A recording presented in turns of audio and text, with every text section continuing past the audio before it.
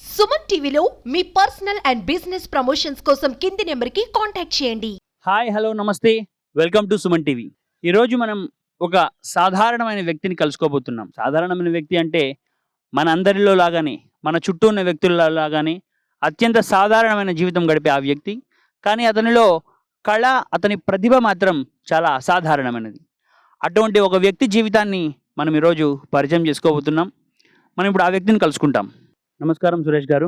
సురేష్ గారు, మీరు పాటలు చాలా బాగా రాస్తారని చాలామంది చెప్తూ ఉన్నారు.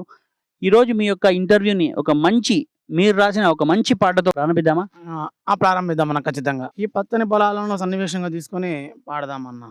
7 కొండల స్వామి ఎన్నియలో 7 లోకాలు ఎన్నియలో 7 కొండల స్వామి ఎన్నియలో 7 లోకాలు ఎన్నియలో పొద్దుగల్ల నిద్ర లేచాము పొయ్యి మీద కూడు వండాము పొద్దుగల్ల నిద్ర లేచాము పొయ్యి మీద కూడు వండాము పొయ్యి మీద కూడు వండాము పంట చేలకి వెళ్ళాము 7 కొండల స్వామి ఎన్నియలో 7 లోకాలు ఎన్నియలో పంట చేలకి వెళ్ళాము పైరు నాటులు వేసాము పంట చేలకి వెళ్ళాము పైరు నాటులు వేసాము పల్లె పాటలెన్నో పాడాము 7 కొండల స్వామి ఎన్నియలో 7 లోకాలు ఎన్నియలో. చాలా చాలా చక్కగా పాడారు. ఒక రైతు పొద్దుగల నిద్ర లేచాడు అంటే ఉదయం తను నిద్ర లేచిన నుండి తన పంట బాగుండాలా, తన పంట బాగుండాలని ఎందుకు కోరుకుంటాడు అంటే ఈ పంటంతా పెట్టేది ఒక రైతు. నాకు చాలు, నేను తిన్న చాలు, నా బిడ్డల బ్రతుకులు బాగుండాలా. ఆఖరి చరణం మీరు వినేటంటే పంటలు బాగా పండాలా, మా బిడ్డల బ్రతుకుల్లో వెలుగులు నీవు నింపాలా స్వామి అని గోయిందా గోయిందా అంట. ఆ భావాన్ని, ఆ సౌండు, ఆ శబ్దము, ఈ శబ్దము రెండు ఒకటిగా సమకూర్చడం పేర్చడం జరిగిందన్న. మీ యొక్క చదువు, మీ యొక్క వృత్తి అంటే ఇప్పుడు మీ జీవనాధారం, మీరు ఎంతవరకు చదువుకున్నారు, మీ జీవనాధారం ఏంటి? దయచేసి మా ప్రేక్షకుల కోసం కొంచెం చెప్పండి. నేను చదువుకునేది బీఎస్సీ కంప్యూటర్ సైన్స్, అదే bachelor of computer science. Present నేను చేస్తున్న పని ఏంటంటే తోపుడు బండి అనేది మీరు వినింటారన్న. అందులో కూరగాయలు అమ్ముకుంటూ నా జీవితాన్ని ప్రస్తుతం కొనసాగిస్తూ ఉన్నాను. అంటే తోపుడు బండి అంటున్నారు, మీరు పాటలు రాస్తున్నారు, బీఎస్సీ అంటున్నారు, అంటే మీరు ఉద్యోగాలు ఏమి ప్రయత్నం చేయలేదా? అన్న శతవిధాల నేను ప్రయత్నించడం జరిగింది.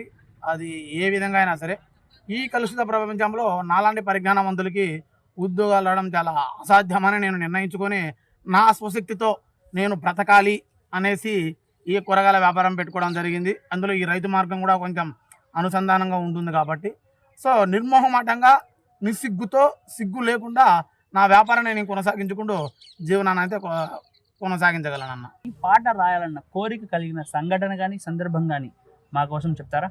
ఆగస్టు 14వ తారీఖు పాడాలి, నేను 15వ తారీఖు ఒక పాట పాడాలి అనుకున్నా.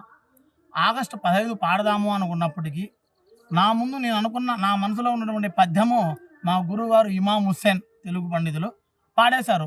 ఇంకా నేనేం పాడాలి అనుకున్నా. అందరూ చాలా ఉన్నటువంటి పాట గేయాలు, జాతీయ గేయాలు అందరూ పాడారు. నేను అప్పటికప్పటికి రాసుకున్నానన్నా. ఆంగ్లేయులు వెళ్ళిన రోజురా, ఇది అర్ధరాత్రి ఆడ మనిషి తిరగగలిగిన రోజురా, భారతదేశానికి స్వేచ్ఛ రోజురా, ఇది భారతదేశానికి శాంతి రోజురా అని ఈ పాట రాసుకున్నాను. ఈ ప్రభావం నాకు ఎలా కలిగిందని కూడా అంటే నా ప్రాంతం యొక్క పరిసర ప్రాంతాల యొక్క ప్రభావం కూడా నా మీద ఉందని నా ప్రగాఢ నమ్మకం అండి. మీరు ఇటువంటి ప్రయాణంలో, మీ యొక్క ఈ కవితా ప్రయాణంలో మీ చుట్టుపక్కల వాళ్ళ నుంచి ఎటువంటి సపోర్ట్ లభించింది మీకు? అన్న, దీనికి జవాబుగా నేను ఏం చెప్పుకోదలుచుకుంటాను అంటే నేను పాడే పాటలకు మామూలుగా ప్రోత్సాహం లభించాలి. ప్రోత్సాహం లభించకోకుండా అది కాకుండా ఎక్కువ నిరాశ, తిట్టులు ఇవంటారు కదా, ఇవే ఎక్కువ నన్ను స్వీకరించుకోవడము, చులకన చూపు, తక్కువ చూపు, ఇవి చూడడమే నాకు ఎక్కువ సమాజంలో ఎదురైందన్న. ఎందువల్ల ఎదురైందానికి జవాబు కూడా ఏంటంటే నేను రాసే పాటలు ఎలా ఉంటాయంటే మీరు ఒకసారి వినిపిస్తాను. తప్పకుండా.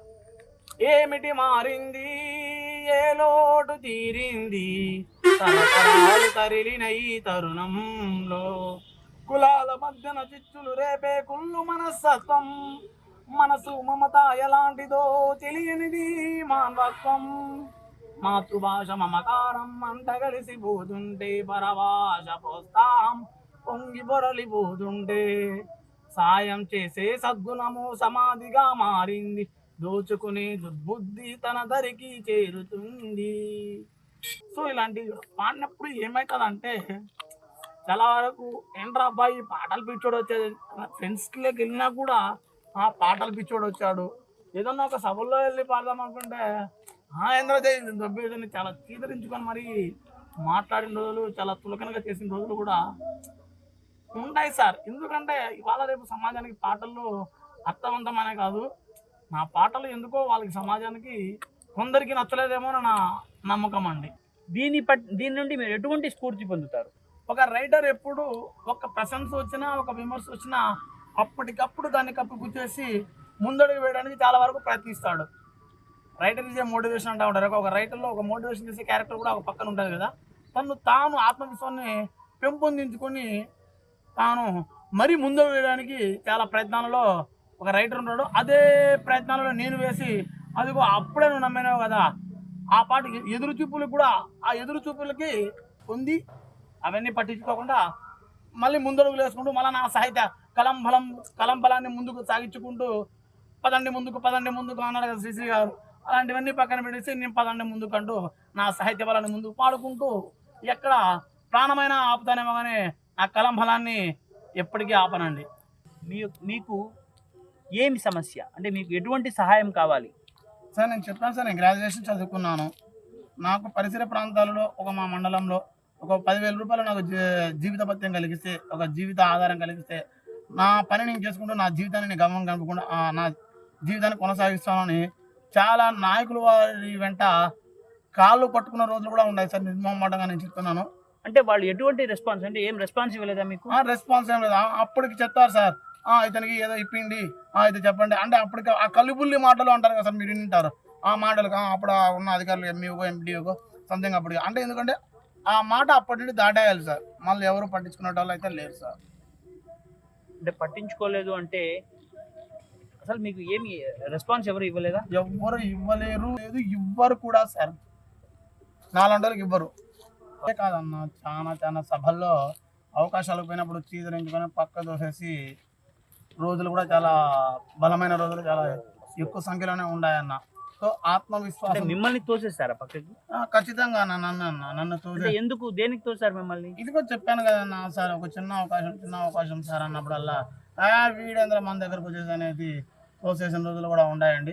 ఇంకా మీరు అన్నారు కదా, ఇంతవరకు చెప్పారు కదా, ఇంత చదువుతుంది ఏ అవకాశం లేదు కాబట్టి ఆత్మవిశ్వాసంతో నేను బతకడమే నిర్ణయించుకుంటానండి.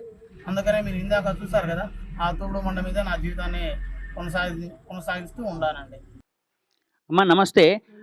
ఇప్పుడు మన సురేష్ గురించి చాలా టాలెంట్ ఉందని, ఇతనిలో చాలా కళ ఉందని చాలామంది చెప్తూ ఉన్నారు. ఇతను ఇంత కష్టపడడానికి కారణంగా మీరు ఏమనుకుంటున్నారు?